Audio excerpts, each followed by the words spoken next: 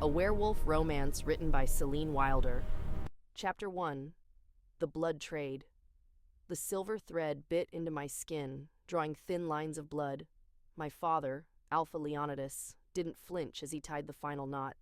To him, I wasn't his daughter. I was a shipment of meat.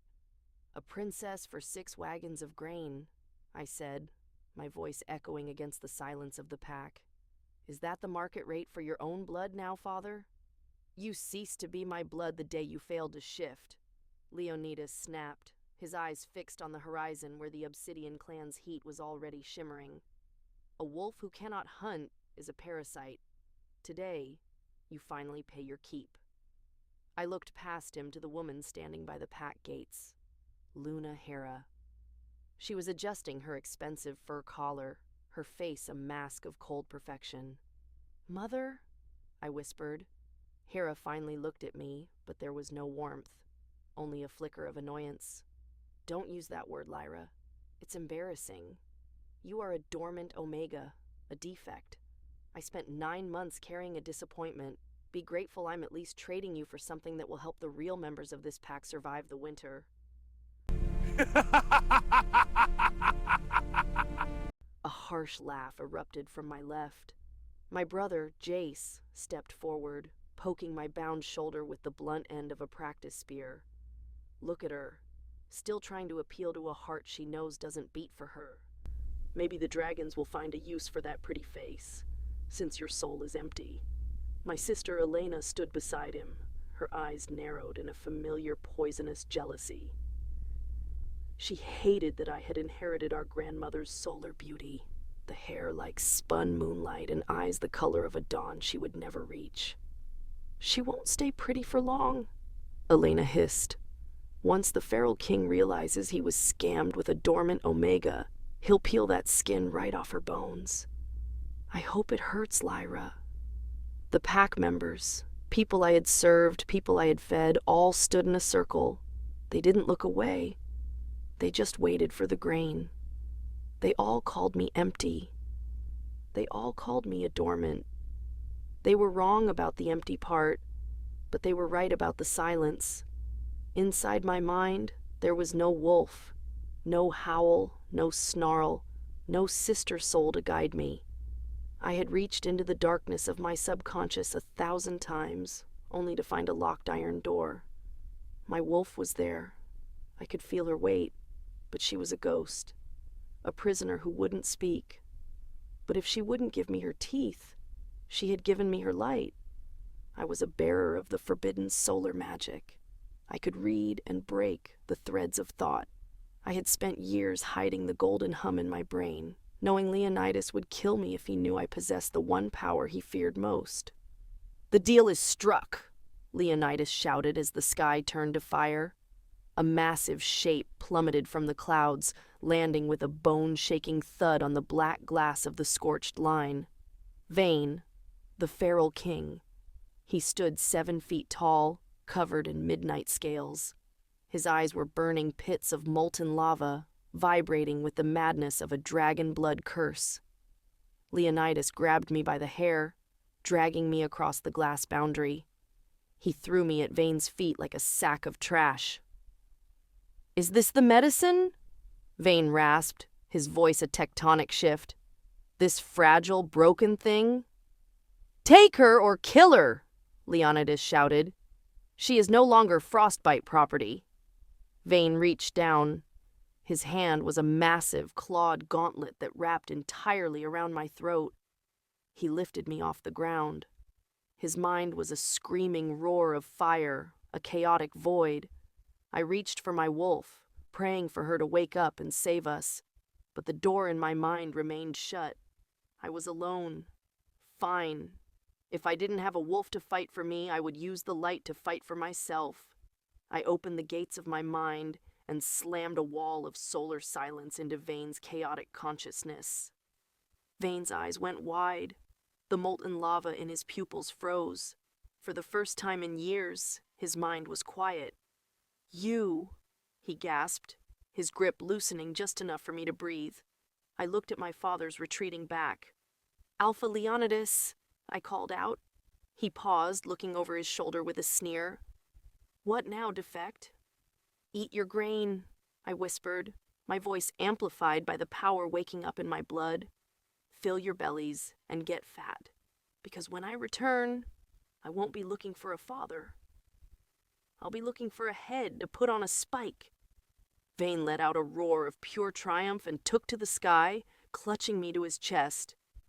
As we soared into the clouds, the frostbite pack became nothing but a small, pathetic speck of white in a world I was destined to burn. Chapter 2. Into the Shadow Peaks. The wind at 10,000 feet didn't just bite, it screamed. Vane's claws were buried in the fabric of my dress, holding me against his chest as his massive wings beat against the mountain thermals. Below us, the Scorched Line was a thin black thread of a memory. Behind us lay the family that had sold me for bread. I looked up at Vane. Close up, he was terrifying. The dragon scales on his jaw were pulsing with a dull, rhythmic light, timed to the frantic thud of his heart. But it was his mind that caught my attention. The wall of silence I had slammed into his brain was cracking. Burn it all. Tear the sky. Blood. I need blood. The thoughts weren't human. Vane let out a low, guttural growl, his grip tightening until my ribs groaned. Stay. Quiet. Little bird, he rasped. His eyes were no longer molten lava. They were white-hot, the pupils narrowed to pinpricks. We crested the final peak, and the obsidian fortress came into view. It was a jagged crown of black stone built into the throat of a volcano. Vane plummeted toward a landing balcony, his wings snapping open with a sound like a thunderclap. He landed hard, his boots shattering the stone beneath him. Alpha! A high-ranking guard rushed forward. The council is demanding an audience. The feral sickness has hit. We've had to execute 3 men. Vane didn't let him finish. A snarl ripped from his throat. In a flash of motion, Vane dropped me and lunged. He had the guard by the throat before the man could even draw a breath. You dare speak of execution to me? Vane's voice was a distorted roar. The feral curse had taken the wheel. He pulled his fist back, his knuckles glowing with volcanic fire. He was going to take the guard's head off. My heart hammered against my ribs, and instinctively, I reached inward. Help me, I pleaded, scratching at that iron door in my mind. Wake up and help me stop him.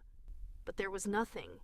No snarl of agreement, no rush of predatory instinct.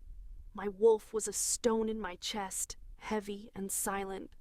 I was a shifter in a crisis with no beast to back me up. Fine, I thought, a cold desperation taking over. If I have to do this as a human, then so be it. I didn't think. I just acted. I reached out with my solar mind, not just as a wall this time, but as a spear. I dove into the white-hot chaos of his brain, searching for the man beneath the beast. Stop! The word exploded from my mind like a supernova. A shockwave of golden light erupted from my body, invisible to the eye but deafening to the soul. Vane froze. His fist stopped inches from the guard's face. He stayed there for a long, agonizing second, his chest heaving. Then, the white light in his eyes receded, replaced by the molten gold of his consciousness. He let go. The guard slumped to the floor, gasping for air. Silence fell over the balcony. Every dragon turned to look at me. The Omega, the defect. Vane's gaze was heavy, filled with a mixture of predatory hunger and bone-deep shock. What did you do to me? He whispered.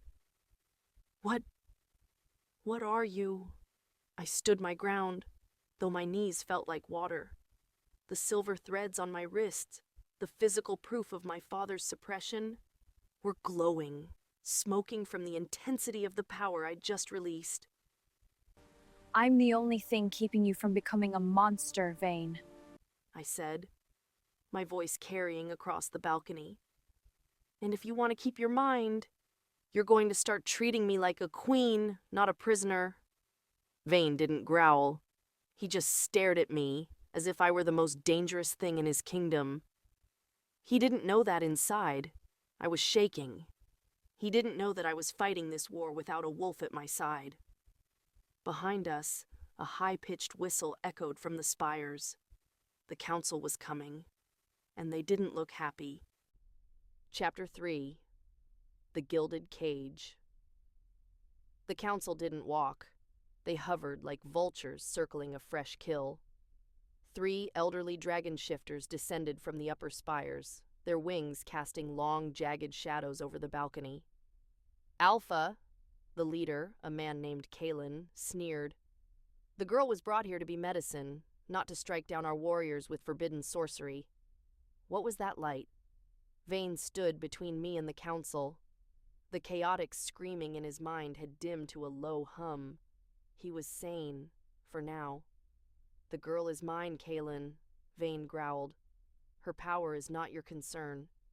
It is the concern of the Obsidian clan when our alpha is being manipulated by a frostbite spy, Kalen barked. He stepped forward, eyes narrowed. Look at her. She has no wolf.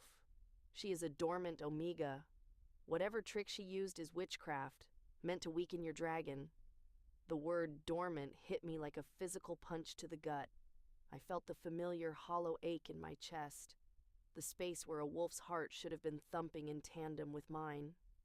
I reached inward, a silent plea for just one growl, one flash of fur to prove him wrong. But my soul remained a silent, empty chamber. The guards around us shifted, their hands moving to their weapons. To them, I was a freak from the other side of the Scorched Line. I didn't weaken him, I said, stepping out from behind Vane's massive frame. I silenced the rot in his head. If I hadn't, your alpha would have painted this balcony with your soldier's blood. Silence, pet, Kalen snapped. You were sold to us as a blood bag. You will be taken to the lower dungeons where our healers can extract what we need without your interference. He signaled to the guards. 2 of them stepped forward. Touch her, Vane whispered, his voice dangerously low, and I will burn this fortress to the ground with you inside it. The air turned electric. Vane was defending me out of necessity, but I knew I couldn't rely on him forever. Seize her, Kalen screamed. The guards lunged. I closed my eyes, searching for the beast within me to fight back, but she was still locked away. Fine, I thought bitterly. If I have to be a witch to survive, then I'll be the most dangerous one they've ever seen. I reached for that golden hum. I felt the silver threads on my wrist grow white hot as I pulled on the energy. I reached into the minds of the 2 guards and flooded their brains with a vision of their own feral collapse, the darkness, the loss of self. I showed them the rot I had seen in Vane, and then I showed them the silence I could provide. The guards froze mid-step, dropping their spears as they gasped for air. She's in my head, one whimpered. I looked directly at Kalen. I am not a spy, and I am not a pet. I am a Solar Omega. My father sold me because he was afraid of what I could do. You should be too. Vane let out a dark, dry chuckle. He stepped toward me, his hand coming to rest on the nape of my neck. She stays in the royal wing, he commanded, under my personal guard. Kalen backed down, his face a bruised shade of purple. Vane led me toward the massive obsidian doors, leaning down until his lips brushed my ear. You saved me twice, little bird, he whispered. But don't think for a second you're free. You've just traded a cage of ice for a cage of fire. I looked back at the council, clutching my wrists. I had won the day, but the silence in my head was deafening. I was a queen without a crown, a shifter without a wolf, and I was running out of time before the fire of my own power consumed me. Chapter 4. The First Touch. The royal wing was a gilded cage of obsidian and dread. Every wall was polished until it reflected my own hollowed-out expression. There were no bars on the windows, but the drop was a mile of jagged volcanic rock. I was alone for exactly 1 hour before the heavy doors groaned open. Vane stepped in. He had stripped off his armor, wearing only dark trousers. The scales on his chest and shoulders shimmered in the low firelight like black diamonds. Without the madness clouding his eyes, he was devastatingly handsome, and twice as dangerous. "The council wants your head on a spike," he said, his voice dropping an octave. "I saved your life," I snapped, turning to face him. "Is that how dragons pay their debts?" "They don't see a savior, Lyra. They see a scam." Vane walked toward me, his movements fluid and predatory. "Leonidas sold you as alpha medicine, but to them, you are a dormant, a defect. They want to cut you open to see if there's actually any alpha blood inside you at all." He stopped inches from me. The heat coming off him was like a physical wall. "Is there?" he whispered. "Or did your father lie about that too?" "My blood is pure," I said, my voice shaking with rage. "He didn't sell you a lie, Vane. He sold you the only thing he was ever afraid of." Vane reached out. I flinched, expecting a blow. Instead, his large, calloused hand cupped my cheek. The moment our skin met, the world exploded. A jolt of pure, white-hot energy surged through my body. It wasn't the medicine I'd given him earlier. It was something deeper. My solar mind didn't just silence his dragon. It merged with it. I gasped, my back arching as a golden light flared beneath my skin. For a second, I wasn't just Lyra. I felt the weight of his wings as if they were my own. But as I was pulled into the raw, wild power of his dragon, I looked for my own wolf to meet him. I pounded on that inner door, screaming for her to wake up and claim this bond. Still, there was nothing but silence. My wolf was a sleeping statue, refusing to be moved. Vane's eyes blew wide. He didn't pull away. He gripped my waist, pulling me flush against his hard chest. His breathing turned ragged. "What is this?" he rasped. "The silence. It's gone. It feels like power." "It's the solar bond," I whispered, the realization hitting me. The legends were wrong. Ferals don't need alpha blood to survive. They need a mind wolf to lead them. Vane's dragon let out a low, vibrating purr of recognition, but inside my own soul, I felt a sharp pang of grief. I was leading him, yes, but I was doing it alone. I was the bridge between a dragon king and a wolf that wouldn't wake up. Vane's grip tightened. He inhaled sharply at my neck, his scent of smoke and cedar wrapping around me like a shroud.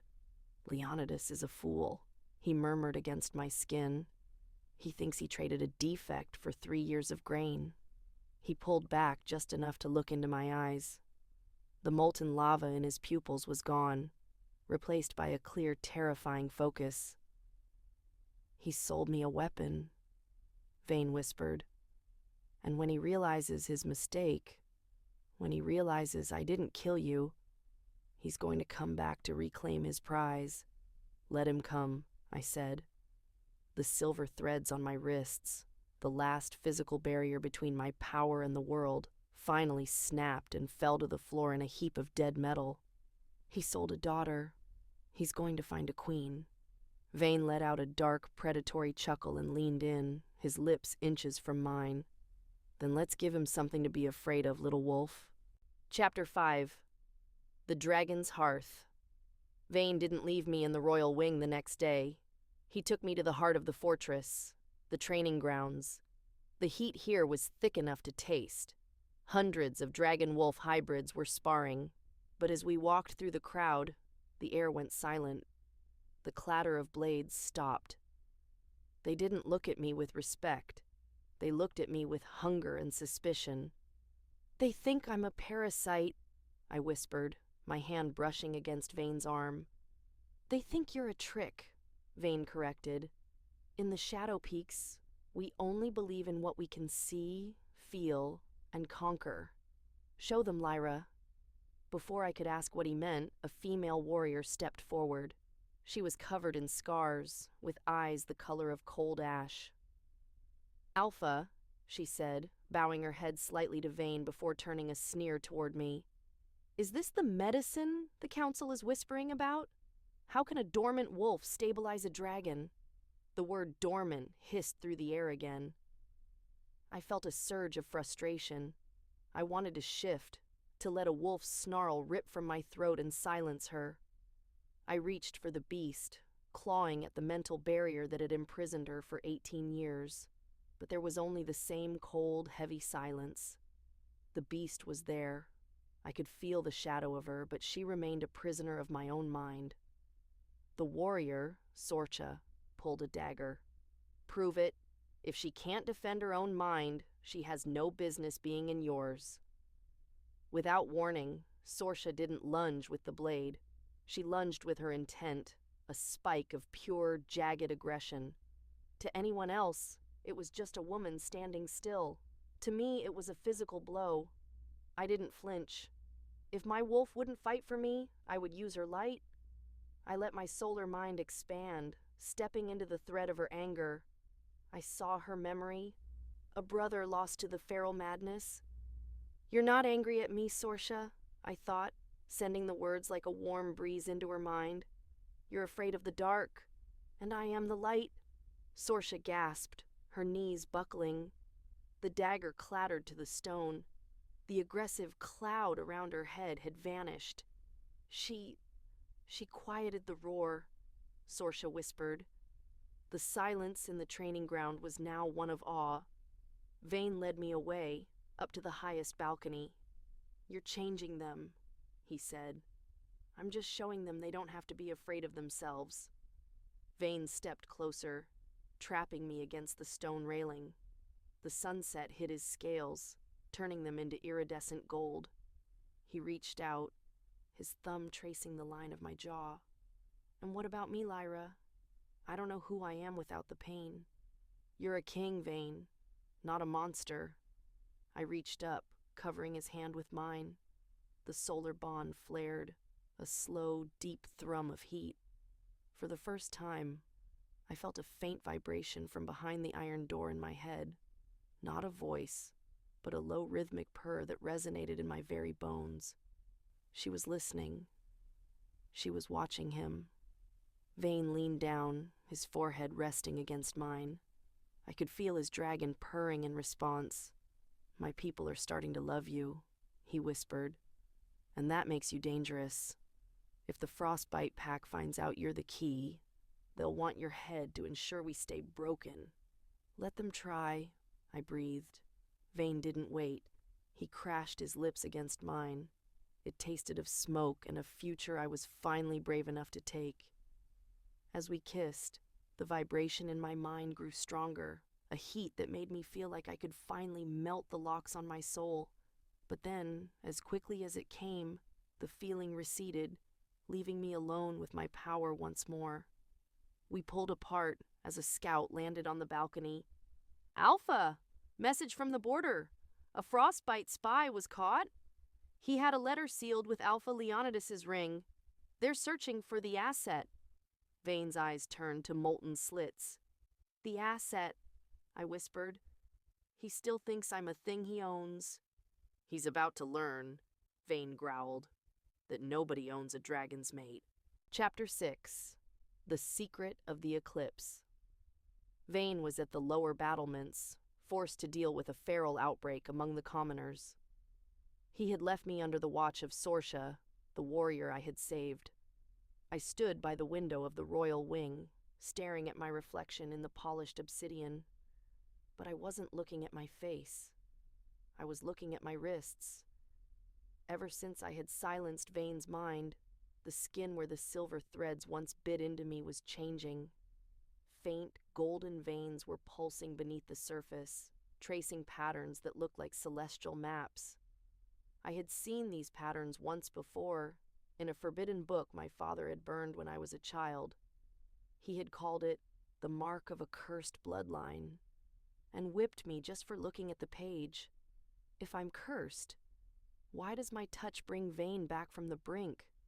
I reached inward, testing the weight of the silence in my head. My wolf was there. I knew it now. She was a shadow behind a thick, frosted glass. She was pounding on the other side, but I couldn't hear her voice. Who did this to us, I wondered. Sorsha, I said, my voice tight. Take me to the deep vaults, the ones the council hides from the alphas. My father spent 18 years telling me I was empty. I interrupted her hesitation. He treated me like a slave because he was terrified I might be something more.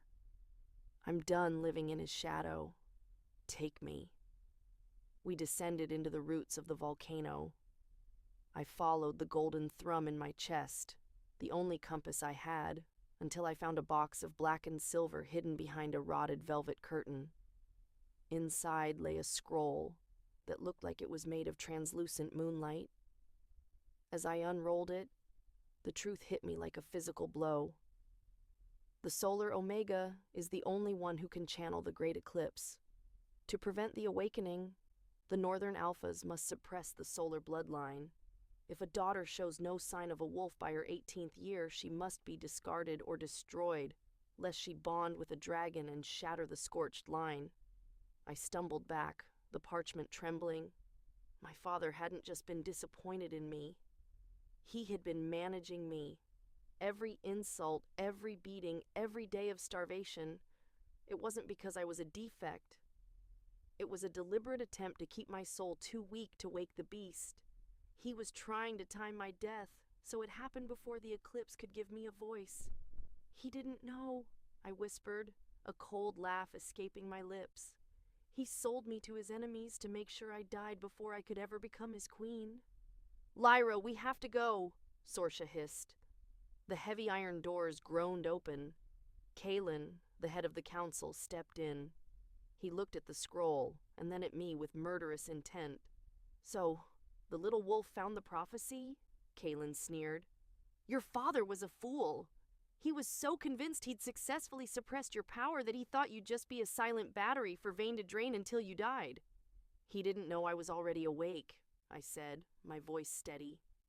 Even as I said it, I felt a sharp, agonizing throb from the cage in my mind. My wolf let out a muffled, distorted cry. Not yet a word, but a sound of pure fury. She was close. So close. No, Kalen said, signaling his guards. But we do. It's better if you die as the broken Omega your father thought you were. The guards lunged. I didn't wait. I reached for the mental tether I shared with Vayne and slammed the truth into his mind. I let him feel my father's betrayal and Kalen's greed. Above us, the entire fortress let out a bone-shaking roar. You think I'm a dreg? I said, the gold in my pupils flaring. My father tried to bury me. He forgot I was a seed. The ceiling shattered. Dust and blue-black fire rained down as the Dragon King plummeted into the vault, his wings shielding me. Vayne stood, his body smoking with rage, his molten eyes fixed on the council. You touched what is mine, he growled. The real war hadn't even started, but the secret was out. I was the eclipse, and my wolf was finally beginning to tear through the glass. Chapter 7. The Dragon's Vow. The dust of the collapsed ceiling settled, but the air in the vault remained thick with the scent of ozone and Vayne's cold, murderous rage. He stood over me, his wings a jagged wall of midnight scales that cut me off from the council's blades. Alpha! Kalen barked, though his voice wavered. She is a threat to the obsidian bloodline. She has seen the forbidden scrolls. If you let her live, she will strip you of your crown. Vayne didn't move. He didn't even look at Kalen. He looked down at me, his eyes searching mine, seeing the golden veins pulsing at my wrists. Through our bond, I felt his shock. Not that I was powerful, but that I had been treated like a defect while carrying the very thing that could save his race. The wolves didn't want her, Vayne said, his voice a low, terrifying rumble that vibrated in the floor. And you want to kill her. It seems the only place she belongs is by my side. She is a mind wolf! A guard screamed, raising his sword. A witch! Vane moved faster than the eye could follow. He didn't shift, but his hand became a clawed blur, catching the guard's blade and snapping the steel like it was dry kindling. He backhanded the man into the stone wall, the force of the blow enough to crack the masonry. "She is my mate," Vane roared, the sound echoing through the deep vaults like a funeral bell. "And I am the king. If the prophecy says she will break the Scorched Line, then let it break. I would rather rule a world in ruins with her than a kingdom of lies with you." Kalen retreated into the shadows, his face pale. "The lower clans will rise when they hear you've bonded with a solar spy." "Then let them rise," Vane growled, "so I can bury them." He turned back to me, his features softening. He reached down, his massive hand trembling as he touched the golden mark on my wrist. The moment his skin met mine, the eclipse scroll on the floor flared with a blinding white light and then dissolved into ash. The information was ours now, and ours alone. "Can you do it, Lyra?" he whispered. "Can you truly channel the eclipse?" "I don't know," I admitted, my voice small. "My father tried to starve the power out of me for 18 years. I'm still learning how to breathe with it." I reached deep into my mind, trying to find a spark of wolfish pride to show him, but the internal cage remained cold. "Do you hear him?" I shouted into the void of my own soul. "He called us his mate. He called us his queen. Answer me."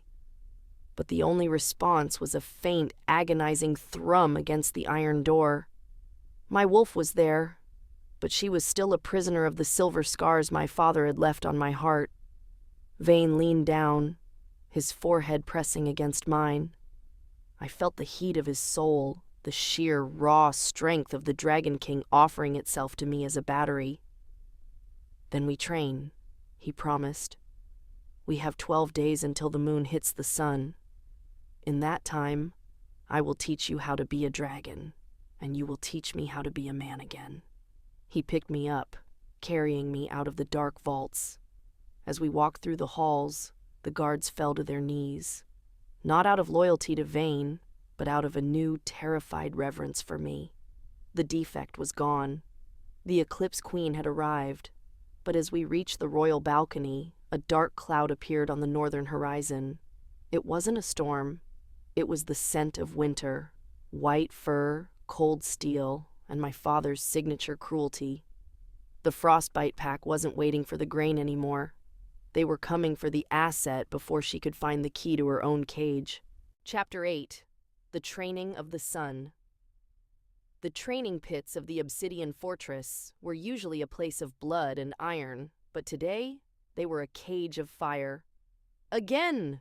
Vane commanded. He stood 10 paces from me, his shirt discarded, the black scales on his shoulders glistening with sweat. I was exhausted, my lungs burning, the golden veins in my arms glowing so brightly they felt like they were going to burst through my skin. "I can't," I gasped, leaning on my knees. "The power, it's too heavy. It's like trying to hold the sun in a glass jar." "That's because you're trying to hold it alone," Vane said, his voice dropping to a seductive, gravelly low. He walked toward me, his movements slow and deliberate.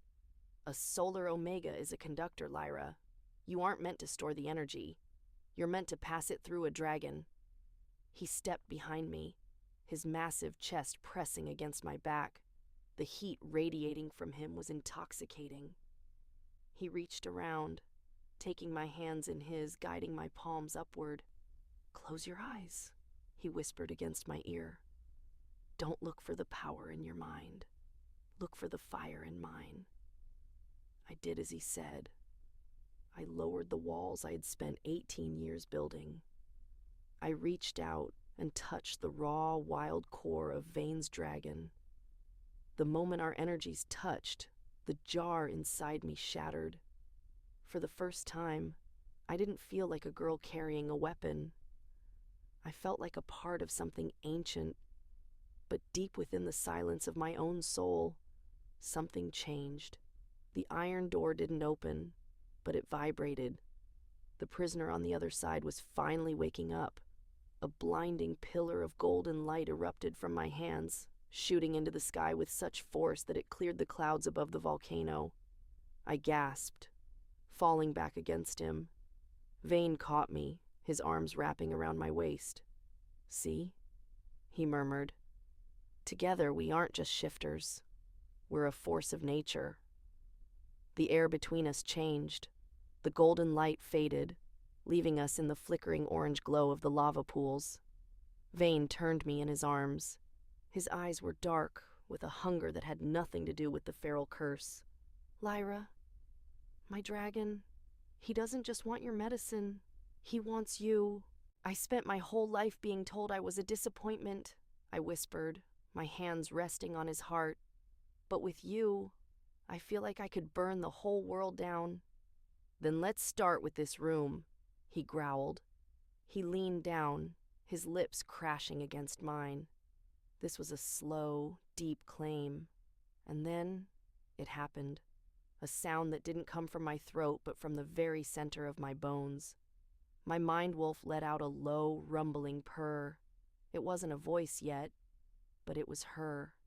She was leaning against the barrier, finally responding to the call of the dragon.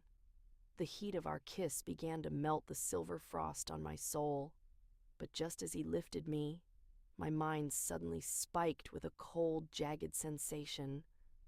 The purr vanished, replaced by a scream of warning that wasn't words, but pure terror. I pulled back, gasping, my hand flying to my head. "What is it?" Vane asked, his eyes flashing white. "No," I whispered, my face turning pale. "It's the bond. Not ours. The pack bond." It was like a needle pricking the back of my brain, cold and poisonous. My wolf retreated into the shadows of my mind, cowering away from the familiar, cruel frequency of the north. Jace. He was close. Too close. "They're at the base of the mountain," I said, my voice trembling. "My father didn't send an army. He sent a kill team.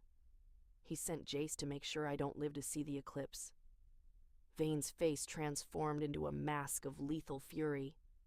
He shifted partially, his claws extending. "Let them come," he hissed. "I've been waiting for a reason to show your brother how a dragon treats those who touch his queen." Chapter 9. The Blood of the North. The air in the fortress grew unnaturally cold.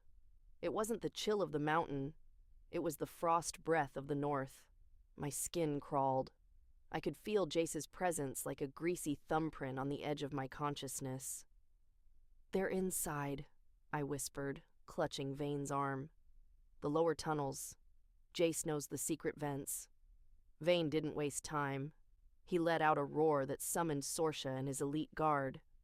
"Seal the royal wing. If it has fur and it moves, burn it."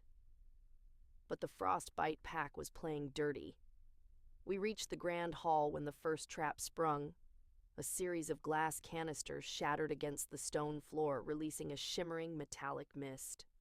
"Don't breathe it in," I screamed. Silver dust. It was an ancient poison, lethal to dragons. It coated the lungs, preventing the shift and turning the dragon's own fire into a corrosive acid. Vane stumbled, clutching his throat, his black scales dulling to a sickly gray. "Vane!" I lunged for him, but a heavy boot caught my shoulder, pinning me to the floor. "Look at the little defect," a familiar, cruel voice mocked. Jace stood over me, his blade made of pure silver. Behind him stood 5 trackers. "You've caused a lot of trouble, Lyra," Jace hissed, pressing the tip of the blade against my throat. "Father is furious. He had to pay the council a fortune just to get the door left unlocked." I looked past him to Vane. He was on one knee, his eyes wide with agony. "Oh, we're taking your head with us," Jace laughed. "Elena wants your eyes for a necklace." He raised the silver sword. In that moment, the fear died. The girl who had scrubbed floors was gone. I reached deep into the core of my mind, past the solar magic, and threw myself against the iron door in my soul with everything I had. I didn't care if I broke. I just needed the beast. The door didn't open. It shattered. My mind wolf didn't howl. She screamed. It was a sound of 18 years of suppressed rage, a psychic shockwave that felt like a sun going supernova inside my skull. I didn't just push Jace away. I invaded him. I tore through his mental defenses like they were wet paper. I made him feel every ounce of pain he had ever caused me. Jace screamed, dropping the sword and clutching his head. His trackers fell to their knees, blood leaking from their ears. The power was raw, animalistic, and wordless.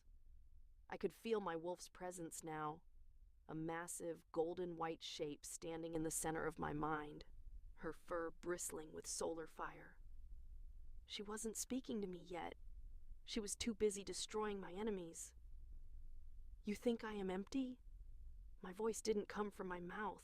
It echoed directly inside their skulls. "I am the sun you were too blind to see." With a final surge of will, I directed the golden energy toward Vane.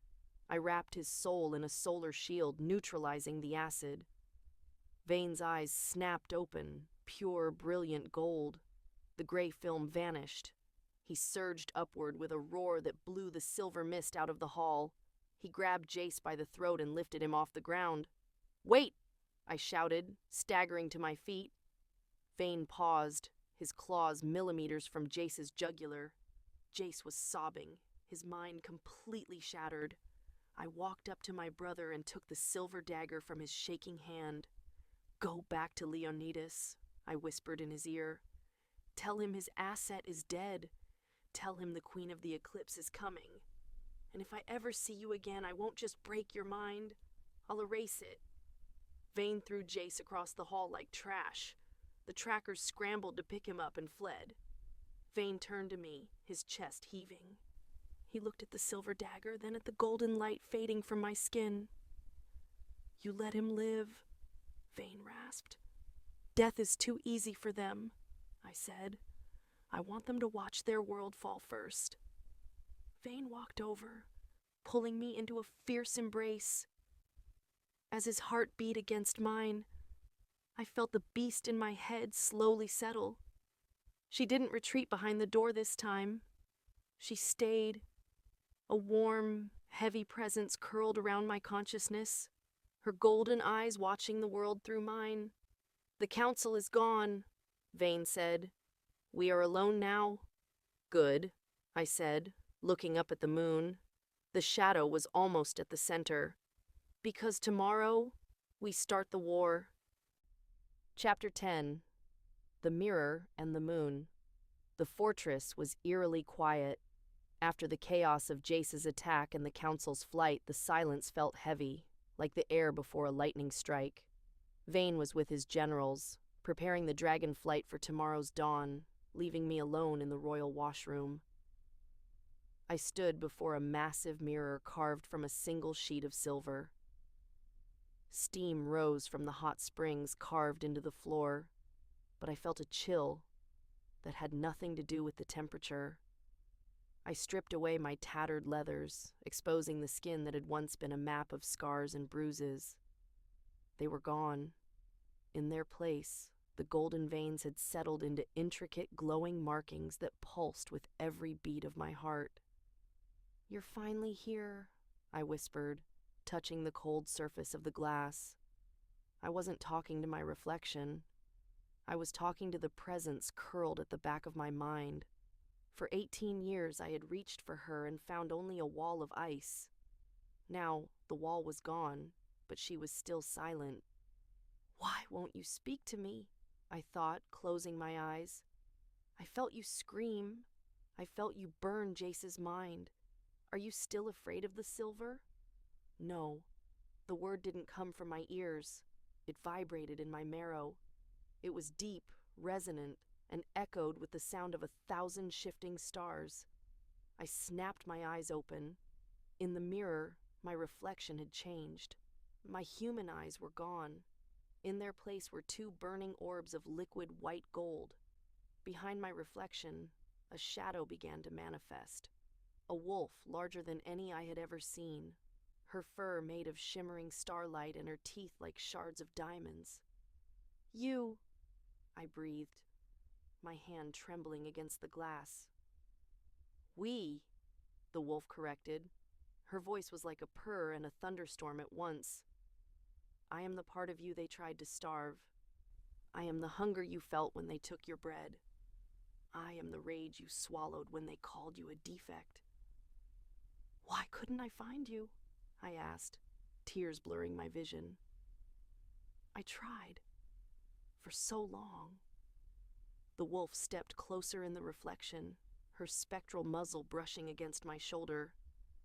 "The silver threads weren't just on your wrists, Lyra. They were on your heart. You believed them. You believed you were empty. And a wolf cannot live in an empty soul." She let out a low, vibrating growl. "But the dragon, he saw us. He called to the fire when you were too cold to feel it. He didn't find a defect. He found a queen." "Can I shift?" I asked, my heart hammering against my ribs. "Can we finally be whole?" "Not yet," the wolf whispered, her eyes fixed on the moon visible through the skylight. "The cage is broken, but the lock is still turning. To shift, you must not just accept my power, you must accept our birthright. Tomorrow, when the moon swallows the sun, the world will try to pull us apart. The frostbite pack will try to reclaim the asset. The dragons will try to use the medicine." She bared her teeth in a terrifying, beautiful smile. "But we are neither. We are the eclipse. And tomorrow, Lyra, we don't just shift, we ascend." The reflection flickered.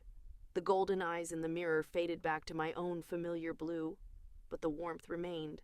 For the first time in my life, I wasn't alone in my own head. A heavy knock sounded on the door. "Lyra?" Vane's voice was low, laced with a trace of the old feral hunger. "The scouts have returned. The frostbite army has reached the Scorched Line.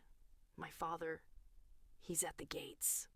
I reached for my cloak, but I didn't feel the tremor of fear I expected. I felt a low, steady purr of anticipation. Let him wait, I said, my voice sounding stronger, layered with a hint of that celestial resonance. I walked to the door and pulled it open. Vane stood there, his eyes scanning me, his nostrils flaring as he caught the new, powerful scent of a wolf fully awake. He froze, his hand halfway to my face. "You look different," he whispered. "I'm not a defect anymore, Vane," I said, stepping into his space until our heartbeats merged. "And I'm not a secret. Tell the men to sharpen their blades. Tomorrow we aren't defending a fortress. We're taking a kingdom." Vane's dragon let out a roar of pure, unadulterated triumph, and for the first time, my wolf answered him with a howl that shook the very foundations of the volcano. Chapter 11. The Day of Ash. The sun rose as a sickly, pale disk, but the heat in the air was artificial. It was the friction of two armies colliding at the base of the obsidian mountain. By noon, the sky had turned a bruised shade of purple as the moon began its slow, predatory crawl across the face of the sun. I stood on the highest battlement, looking down. The frostbite army was a sea of white fur and steel, a jagged glacier of ice wolves carving a path toward the fortress. At the very front, on a platform pulled by massive ice bears, sat Alpha Leonidas. Beside him, Luna Hera watched the mountain with a spyglass, her expression one of cold, clinical boredom, as if she were waiting for a shipment of grain, not the death of her daughter. "They're using the vow of silence formation," Vane said, stepping up beside me. He was fully armored in black dragon steel, his wings tucked tight against his back like twin blades. "They think if they don't howl, your mind wolf won't be able to find their thoughts. Let them stay silent," the wolf purred in my mind. "It only makes the sound of their bones breaking clearer." "They aren't just here to fight, Vane," I said, pointing toward the front lines. My father stepped off his platform. He wasn't holding a sword. He was holding the staff of true silver, the relic he had used to keep my grandmother's bloodline suppressed for decades. He began to chant, and a dome of flickering pale blue light began to rise from the ground, cutting through the volcanic heat. "He's creating a dead zone," I whispered. "If that dome reaches the fortress, the solar energy will be cut off. I'll be back to being a defect, and your dragon will go feral without my silence." "Then we don't let it reach the fortress," Vane growled. He turned to his generals. "Dive!" The sky exploded. Thousands of dragons dropped from the spires, a rain of black fire and scales screaming toward the ice wolves below. The battle was a chaotic symphony of frost and flame, but the blue dome kept growing, pushed forward by my father's relentless chant. "I have to go down there," I said. "Lyra, it's a trap. He wants you in range of that staff," Vane warned, grabbing my arm. "He wants the asset," I corrected, looking Vane in the eye. My pupils were already starting to bleed into white gold. "He doesn't know the asset is gone. Stay with the dragons, Vane. Keep the sky clear. I'm going to break his heart." I didn't wait for an answer. I stepped off the edge of the 1,000-foot drop. The wind roared past me, a freezing gale that tried to tumble my body, but I didn't fall like a stone. I reached out and grabbed the sunlight. The golden veins on my skin flared, and suddenly the air beneath me became solid. I hit the ground in a shockwave of golden dust, landing right at the edge of the blue dead zone. The ice wolves at the front line froze. They looked at me, dressed in black silk and glowing with the light of a dying star. And for the first time in history, the Frostbite pack felt collective fear. "Lyra!" My father's voice boomed, his chant pausing. He looked at me with a mixture of disgust and genuine shock. "You look expensive. I see the dragons have fed you well. Now stop this theatrics and step into the circle. The eclipse is starting, and I won't have you wasting that power on a dead-end clan."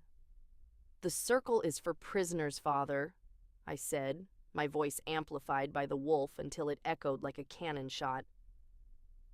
"And I haven't been your prisoner since the day you threw me at Vane's feet. You are a dormant, a fluke," Leonidas screamed, slamming the silver staff into the permafrost. The blue light flared, lashing out at me like a whip. "Without that staff, you are nothing. I made you, and I can unmake you." The moon slid perfectly over the center of the sun. The world plunged into a terrifying, unnatural twilight. The ring of fire appeared in the sky, and the cosmic resonance hit me like a physical blow to the chest. I didn't scream this time. I laughed. The silver staff in my father's hand began to glow, but not with his power. It began to melt. The true silver couldn't handle the sheer volume of solar energy I was channeling from the eclipse. "Look at me, Leonidas," I shouted. My body began to stretch. The sound of shifting bone wasn't painful, it was a symphony. Golden white fur erupted from my skin, and my shadow grew until it covered the entire battlefield. I wasn't just shifting into a wolf, I was manifesting the eclipse itself. When the light settled, a wolf the size of a mountain cottage stood where the defect had been. My fur was the color of a solar flare, and my eyes were two burning eclipses. I stepped into the dead zone, and the blue light simply evaporated. "The asset is dead," I growled, the thought speech hitting every wolf in the valley like a hammer. "The queen has arrived." Behind me, Vane let out a roar of triumph that shook the mountains, and the real slaughter began. The twilight of the eclipse turned the battlefield into a surreal landscape of high-contrast shadows and golden fire. I stood in my shifted form, a towering celestial beast of white gold, and watched the mighty Alpha Leonidas stumble backward, his boots sliding in the mud and melted snow. The staff of true silver, the instrument of my lifelong torture, was now nothing but a puddle of molten slag at his feet. Impossible, he wheezed, his face pale and sweating. I broke you. I spent 18 years ensuring you were nothing. You spent 18 years building a dam, I growled, my voice vibrating in the skulls of every wolf present. And you forgot that water always finds a way to drown you. Beside him, Lunahera had finally lost her mask of cold boredom. Her eyes were wide with a frantic, ugly terror. She reached into her cloak, pulling out a small, jagged dagger tipped with a purple liquid, shifter's end. Even now, she was looking for the defect's jugular. Get away from him, you freak! She shrieked, lunging forward with a speed that would have terrified the old Lyra. I didn't even need to move my paws. I simply let out a psychic pulse, a wave of pure, unadulterated solar truth. Hera froze mid-air. She didn't fall. She simply stopped, her mind forced to confront the reality of what she had done. I forced her to see every meal I had missed while she feasted. I made her feel the cold of the stone floors I had slept on while she wore her expensive furs. She let out a strangled sob and collapsed, the dagger clattering harmlessly away. She wasn't dead, but she was broken, lost in a loop of her own cruelty. Vane landed behind me with a thunderous impact, his dragon form casting a shadow over my parents. He didn't intervene. He stood as my guardian, his molten eyes daring any frostbite soldier to step forward. The army is surrendering, Lyra. Vane's voice rumbled in my mind. They've seen their god. What do we do with the King of Lies? I looked down at Leonidas. He looked so small now. All the power he had stolen, all the grain he had traded for, couldn't save him from the daughter he had tried to bury.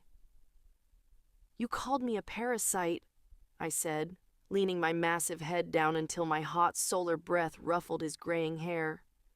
You said a wolf who cannot hunt is a defect. Well, father, look at the horizon. I nudged his head toward the north.